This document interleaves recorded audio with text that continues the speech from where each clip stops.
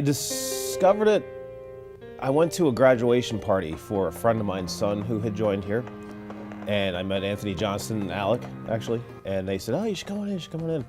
And I planned to, I was going to, and I eventually did. I think this was in June or July, and I signed up here in August, and we had just run the San Diego Marathon.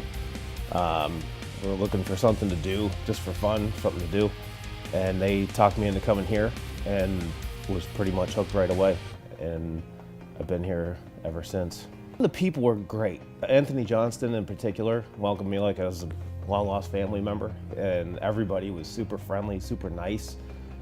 And then from the first class I took, it was a little rougher around the edges back then, but it was so much fun. It was just a blast. Physically, it was a lot of fun. It was mentally challenging because it was new people and it was a difficult thing to do. And so you take this really difficult thing and you make it fun, and it's a great combination.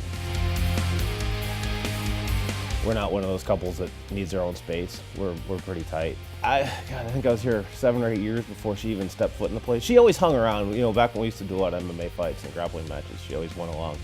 So she knew everybody, and you get bored with your workout routines, going to the gym, jogging, triathlons, whatever.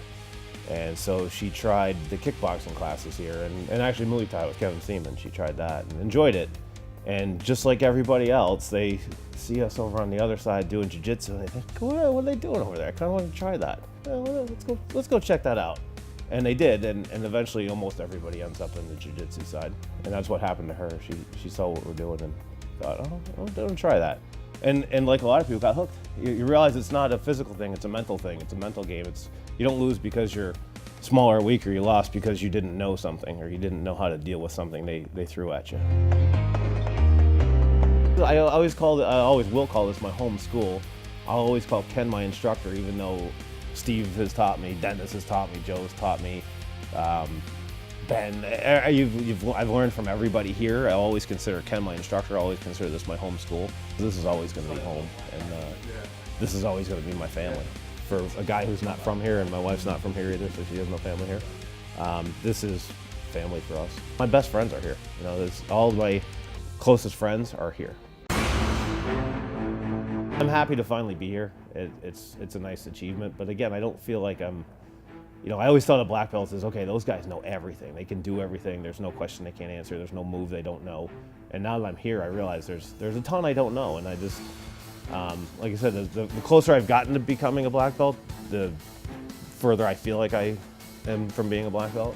I used to think when they said, well, a black belt is when you really start to learn jiu-jitsu, I thought people were just being humble. But now I realize that really is the truth, that you don't really know much until you get here, and you still don't know much, but at least you know enough that you can start blazing a trail. Chris came to us from hockey, and it's funny, if you go back on Facebook, he didn't always have this hair. I found pictures of very short hair. His hair? I mean, can we talk about the man's hair? It's a mane. It is the most glorious thing. It's the talk of the gym. People actually compete to discuss who's been deeper in that hair. You know, because as it gets going and sweating, it's like tears of angels dripping on you when it comes from his hair. It's like the nectar of the gods. Even when you're lost in it, it's kind of like being lost in amber waves of grain. It's like almost patriotic and magical all at the same time. I can actually feel my jiu-jitsu getting better as I'm under his hair, lost in it, like I get lost in his eyes. I'm talking about his chest here, right? And he came in, I mean, he did everything. He's been doing everything, the whole MMA thing, jiu-jitsu thing.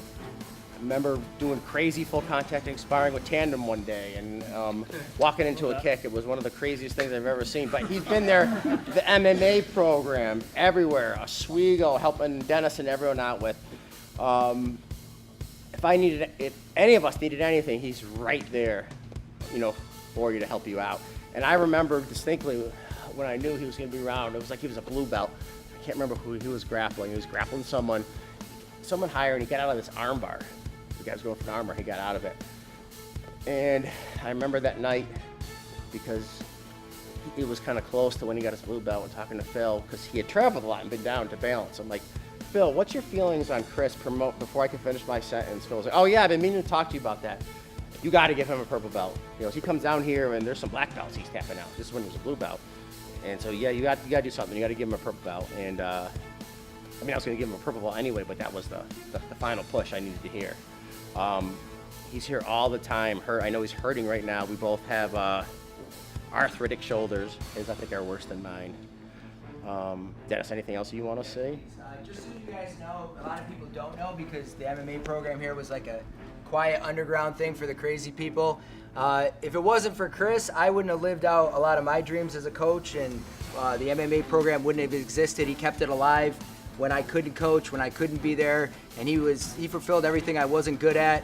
And he is the reason that we were able to do Bellator and the UFC and all those AMI fights. And he's my best training partner, my best friend here, and I'm so happy he's getting his black belt today. So thank you, Chris.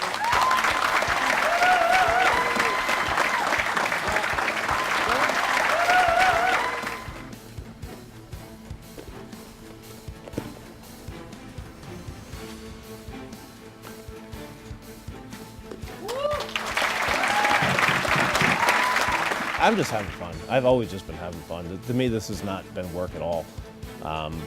It hasn't taken any discipline to get here. You'd have to stop me from showing up somehow.